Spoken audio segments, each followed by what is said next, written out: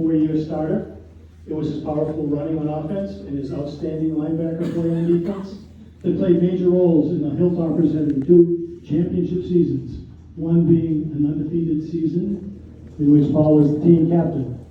He was named to the All-State team, first team 2 times, and second team 2 times also. He was a member of the 1984 Shrine Maple Sugar Bowl team, also being named team captain. In basketball, he was also a four-year starter and captain in his senior year. Once again, his strength and power helped him become the leading rebounder and key scorer as his senior year team became undefeated state champions and he was named to the All-State team. As a three-year letterman in baseball, his power was particularly on display in his junior year as he hit a school record 7 home runs. He was a catcher on the team that you could not run on because of his strong arm and was elected team captain. Paul was selected as a member of the New Hampshire Twin State Baseball Classic team versus the Vermont All-Stars. On a football scholarship, Paul received his bachelor's degree from the University of New Hampshire, where he was a four-year starter as a defensive tackle on the football team. He was named team captain, and his success earned him 1987 Yankee Conference Defensive Player of the Year, and 2-time All-Yankee Conference and 2-time All-ECAC. Paul has been a teacher for 25 years and a dedicated volleyball parent in Kingstown, New York, where he resides with his wife Donna and daughters Susie and Tori. Please welcome Paul Boulay.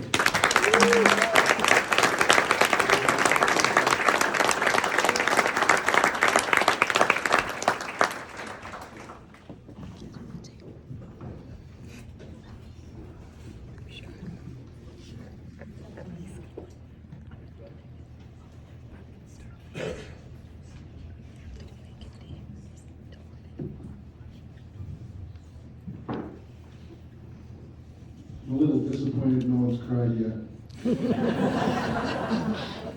To wait long now. Honored to be here.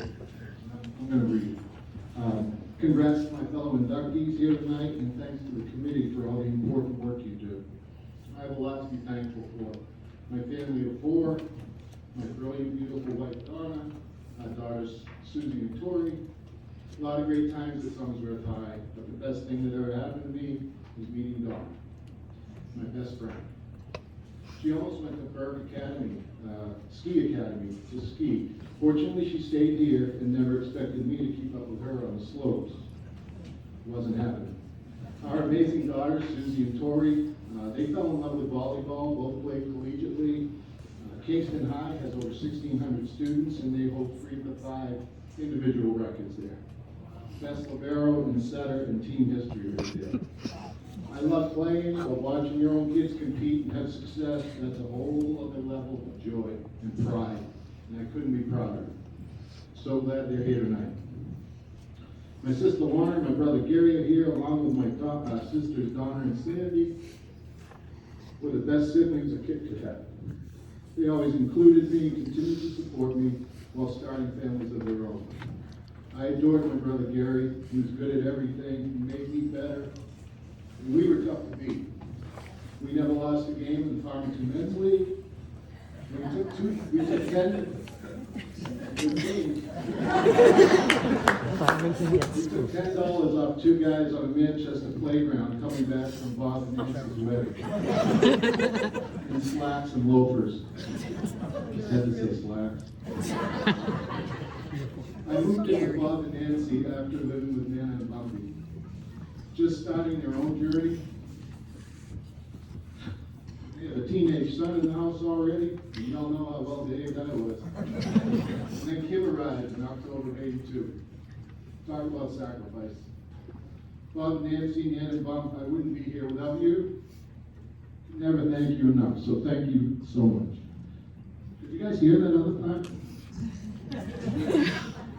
My parents, Millie and Ray, they love sports and were always taking us all over to see people, often to see our Terry and Boulay cousins and uncles play.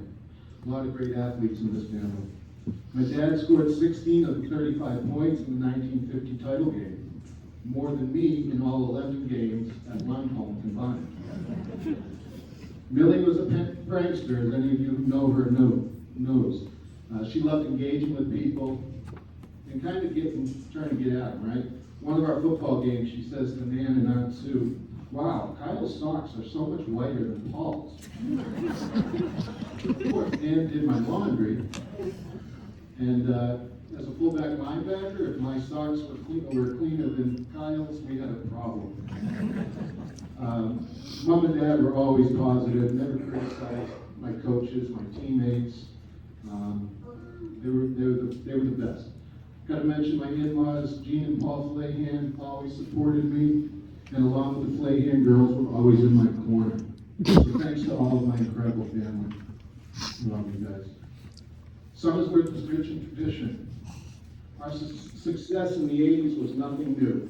Legends everywhere, on the sidelines, in the stands, in my living room, at weeks before Saturday games. A lot of you are here tonight. A lot of you were in this hall, and you inspired me because I'd heard the stories growing up, and I wanted a chapter in that book. My coaches, all my high school coaches here are in this Hall of Fame and other halls of fame. I mean, 1980, that locker room I walked into, Ed Labby, Ed Turcott, Nobby Daigle, Chuck Favalis, Rick Forge. How can you not have success? Later, John Cummings and Larry Franklin. They knew we were good, but more importantly, they knew what it took to make us the best. And those first two falls were magical. Maine, New Hampshire Jamboree, 1981. Somersworth and Spalding against Biddeford and Marshwood. Anyone remember that? Anyone know who won that? I didn't expect you'd ask the question. I like to think of it as Toppers 33, Maine nothing. Yeah.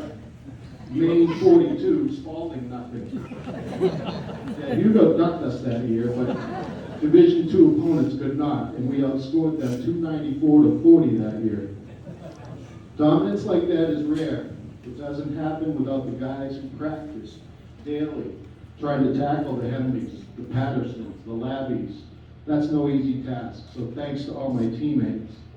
And, all the Henleys, they really made my transition here much easier, and like our parents, we've become lifelong friends. If you have Hen on your side as a new kid in town, you were set. He was a force, and a couple of my UNH teammates found out the hard way. Don't mess around with Jim.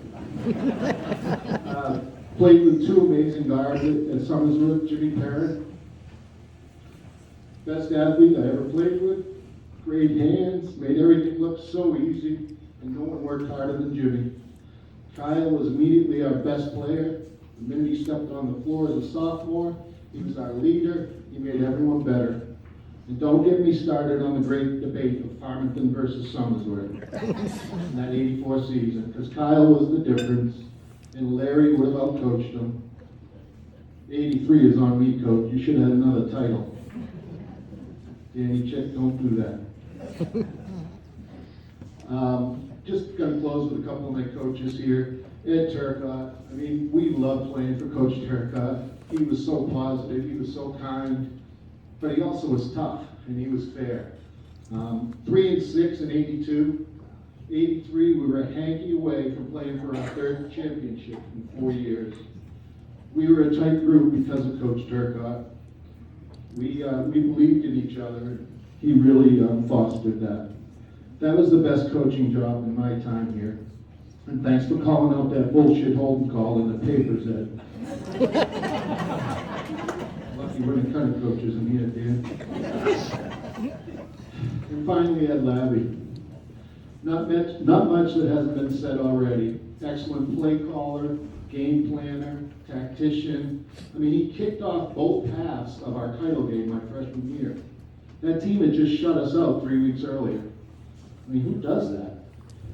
Great instincts, Coach Labby. He introduced me to my college coach, Bill Bowes, and he said, "Coach, this is the one kid here who can play for you." I was a sophomore on an 11-0 state title team. His son Alan was already a 2-time first-team All-Stater, and he said that, and it meant the world to me. I owe so much to Coach Labby, and I'm delighted and humbled to enter this Hall of Fame alongside him and the rest of you all here tonight. Thank you very much.